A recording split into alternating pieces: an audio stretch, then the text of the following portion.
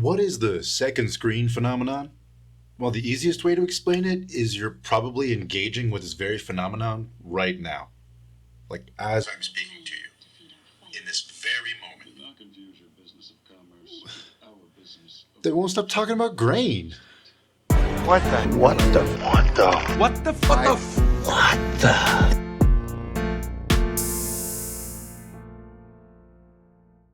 Hello and welcome to What the Film. I'm your host Nathaniel. Let's get into it.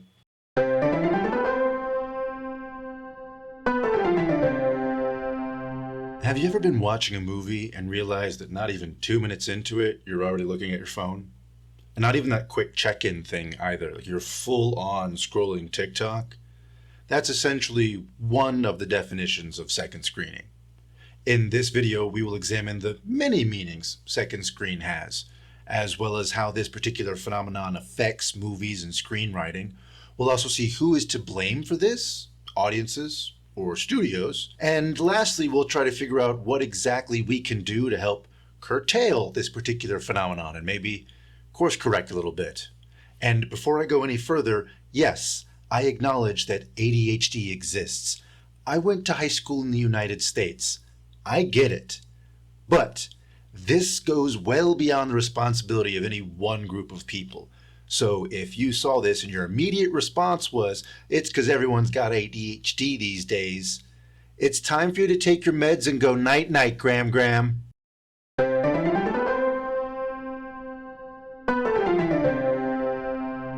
So what the f*** is the second screen effect? Well, here's the thing. It's one of those terms that has kind of evolved over the years, like family-friendly, or continuity, or good. But it's that very evolution that makes the effect worthy of the term phenomenon. Early talks of the second screen effect were happening 10, 11 years ago. Back then it was just about the effect smartphones were having on consuming media. Studies were being conducted to see how often people were switching between devices. One study showed that people were switching about every other minute. I think that's just fancy talk for every 2 minutes. And initially that sounds insane, until you realize how disgustingly addicted you are to your phone, and you think, yeah, every 2 minutes sounds about right. That's what second screening was 10 years ago, but that was not its final form. You see, it was to evolve into something far more sinister and foul. It became a marketing term. Ugh, is there anything more repugnant? Anyway, these marketing geniuses caught wind of the second screen studies and they said to themselves, okay, if people are paying attention to their phones, then we need to make more thoughtful and engaging content. I'm just fucking with you. Can you even imagine? No, these marketing morons said, hey, if they're already on their phones, we should just encourage them to be on their phones more. So whereas before, it was just a quick check-in on Tinder or Grindr or, I don't know, is there a dating app for incels? Oh yeah, I forgot about that. Anyway, it was just a quick check-in on your phone. Now the studios and streamers are advertising the hashtags that you need to use while you're tweeting about the movie. Or they release companion apps to go alongside the release of the movie. It's all supposed to be marketed as more content for you, but the truth is it's actually more places to shove advertising. Marketers love finding new places to shove advertising. If you don't believe me, just take a look at your pause screen sometime. Okay, so those are the two uses of second screen, and we can move on to the next segment is what I would say if studio executives hadn't learned about second screen. This is the worst of it. This is when we've gone full tilt. Now studios are asking that content be made that is second screen friendly. I know. How can that be bad? The word friendly is right in there. Trust me, it is bad. And I'm about to tell you just how badly it's affecting movies and television.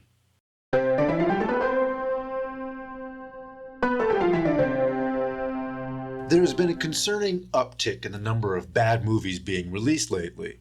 And that's not misusing the word bad when I mean it wasn't meant for me. No, I'm just talking straight up bad. Like bad. And maybe at some point you thought, it's just me, I guess. Perhaps I've grown bitter and cynical and I don't like movies anymore. No, that's not it. It's not just you. you're not alone. The term being thrown around conference rooms and writers' rooms alike is second screen friendly. What this means is gone are the days of making companion content for your second screen, i.e. your phone. Now the conceit is that your phone will always take priority. So now we need to make content for the main screen that people can essentially ignore. The last thing studio executives want is for someone to look up from their phone, get confused about what they're watching, and switch it off or switch over to another streaming service. Some people will say, but we've always had bad movies. You can't just blame cell phones. And to them I say, you cannot ignore the increase in frequency with which bad movies are being released. Also, it's not as if it's a huge leap from second screen effect to second screen friendly. I'm not exactly tying red string to pushpins over here. There are other people who will say, well, there's still good movies and shows being made. How do you explain that? And the problem isn't the absence of good stuff. The problem is the abundance of bad stuff. If it's the absence of anything, it's weird and smart and heady stuff. Or as Leftovers and Watchmen writer Lila Bayok put it, people are afraid of weird stuff. They want Yellowstone. They want This Is Us. What the streamers want most right now is second screen content, where you can be on your phone while it's on. I'd hate to see the end of weird or smart movies, or even just movies told using a non-linear timeline. I imagine selling a story that's told out of order is pretty hard right now. And I'm not talking Challengers level out of order. I mean like almost misleadingly out of order. Like Pulp Fiction or Memento or... No, not that one. I'm still trying to figure that one out. My best guess is that the real Tenet is the friends we made along the way. But imagine a world where Forrest Gump or Titanic isn't made because they're told in flashbacks, and that would be confusing for someone who's trying to play Candy Crush while watching the movie. What about Deadpool, or Batman Begins, or any superhero movie for that matter? Everyone would have to start with the origin story, which is the least interesting part typically. That's why it's often buried later in the movie. But I digress. I say all this to stress the fact that not only are the second screen effect and second screen friendly content already negatively impacting movies coming out today, but they could have widespread, long-term effects that forever change the course of filmmaking in Hollywood as we know it. And if that sounds extreme to you, I would invite you to compare the pacing of a movie made 50 years ago to one made today. It's as if it's doubled. Hollywood has no issues changing the art of filmmaking simply to accommodate our attention spans. But who is really to blame here? Is it the fault of our attention spans, or are studios not trying hard enough to make movies that will hold our attention? See, now we're really getting into it.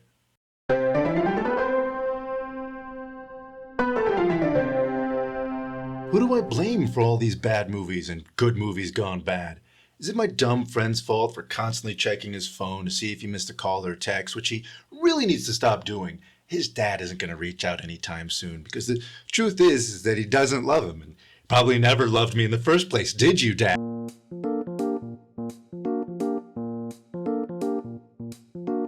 Anyway, is it my dumb, sad friend's fault, or is it the fault of studios? Have they just gotten lazy and given up on making good movies and are just using second screens as an excuse? It's a real chicken and egg scenario. My producer informed me that they actually solved that problem and my analogy is no longer apt. So I fired him. To figure out the exact answer would be incredibly difficult, if not impossible. Not only would it take gathering and processing large amounts of data well beyond any level of my comprehension, but also you would need some information that probably only exists behind closed doors in Hollywood high-rises. Regardless of who shot first, both parties are responsible for the mess that we're in right now. It's a symbiotic, snake-eating-its-own-tail, gross relationship at this point. Try and follow me. Studios know that we're only half paying attention, so they do stuff like rush the visual effects in movies to the point of releasing some pretty bad stuff. We, the prospective audience, still buy tickets to go see that. Then we rush to our social media and we make a TikTok making fun of it and talking about how bad that stuff was. intriguing the person watching it, piquing their interest, and then they go buy a ticket and watch that movie and repeat the cycle, thus giving the studios some weird sort of free marketing and giving us a bunch of free rage bait for our social media. I don't think I like that.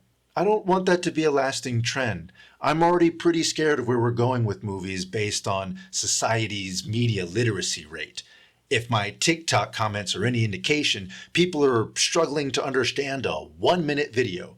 I'd hate to see how those people are struggling with a 2-hour movie. I'm also scared that someday we'll have theatrically released portrait mode movies, but that's a fear for another day. The real point here is, how do we fix this? How do we ensure that good, weird, smart movies keep getting made despite the second screen effect and America's declining media comprehension?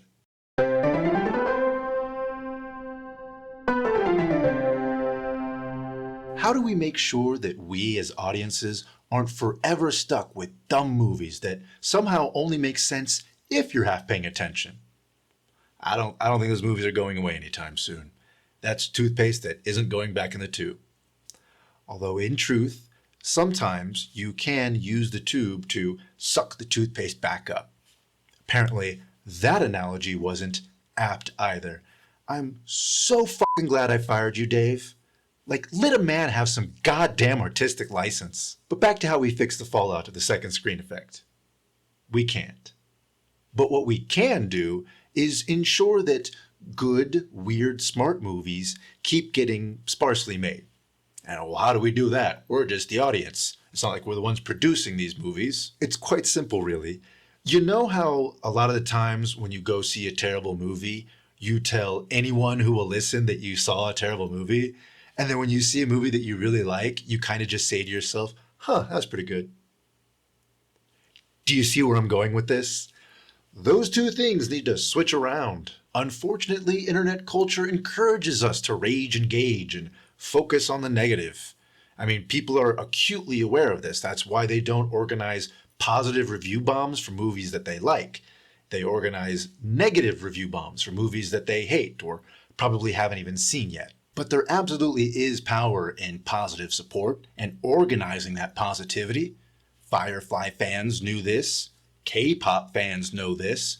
And sure, other fans figured this out and maybe took things to a level of toxic positivity, but we don't need to talk about that right now. Point is, fans have a real ability to make stuff happen, like getting an R-rated comic book movie released.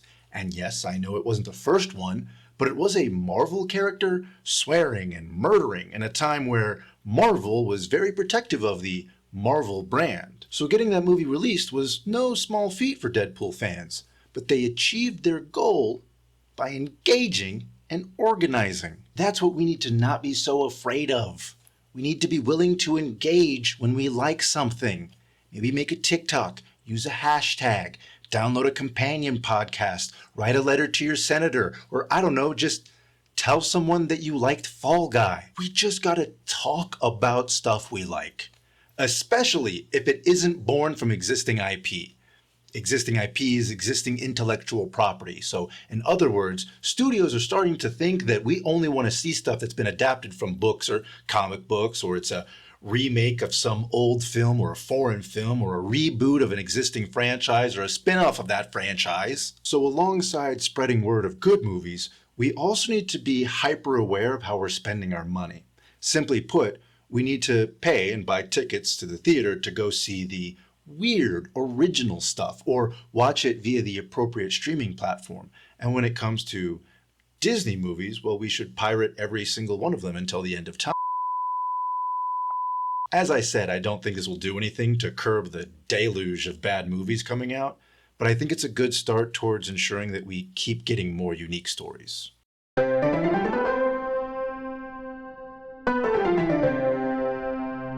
What have we learned today? Well, I hope we've learned that while second screen effect isn't a very sexy or buzzworthy topic, it is important and worth talking about because I want to keep my good movies. And filmmaking is an art. Audiences deserve quality entertainment. If film is mostly about escapism, after all, I want something that I can lock into and fully engage with. If I want something to barely pay attention to, I'll just have a son. Isn't that right, Dad? You motherfucker.